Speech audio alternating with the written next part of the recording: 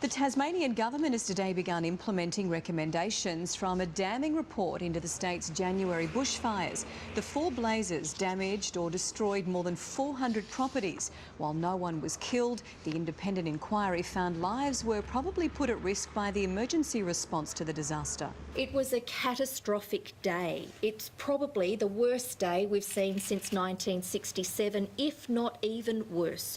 The inquiry is about learning, not blame. The fires caused more than $70 million damage. So let's have a look at this inquiry in some more detail. The report was written by former South Australian Police Commissioner Mal Hyde. It makes 103 recommendations. All have been accepted by the Tasmanian government. It found the state's emergency agencies were not properly prepared, and there was tension and confusion between the fire service and police about who was in charge. The report was damning of the fire service for failing to act on computer modelling that showed the fire would hit the town of Denali. 63 homes and a school in the town were destroyed. The Tasmanian government will spend $1.5 million to fast-track 30 of the report's recommendations. Matt Mansfield has the reaction from local residents. Good afternoon, guys. The ink has barely dried on the inquiry's findings, and already there's a lot of community anger over the results.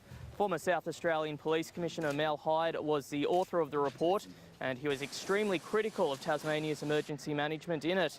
He cited a lack of preparation and a failure of the fire service to act on predictive modelling.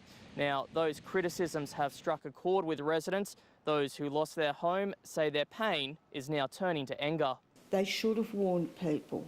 They should have warned them and said, this may happen. Not tell anybody, but just tell people, be totally prepared.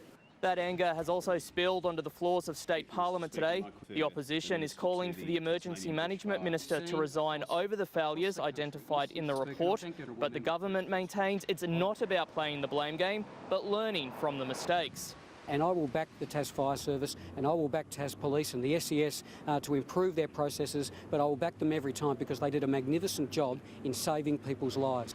The immediate challenge for the government is to implement 30 of the report's recommendations before the upcoming bushfire period. Cabinet will receive its first pre-season briefings before the end of the month, meaning there's not much time to act. Matt and Mel. Thank you, Matt.